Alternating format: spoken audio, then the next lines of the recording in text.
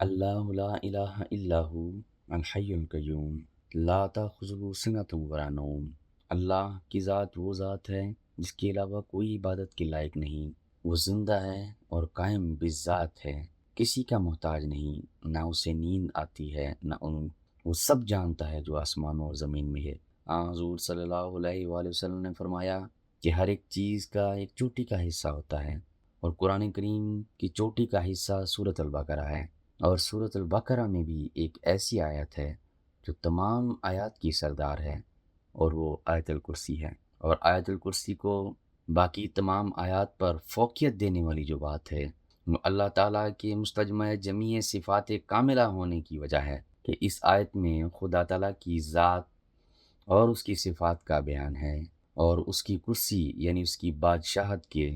تمام آسمانوں اور زمین پر وسعت رکھنے کا ذکر ہے۔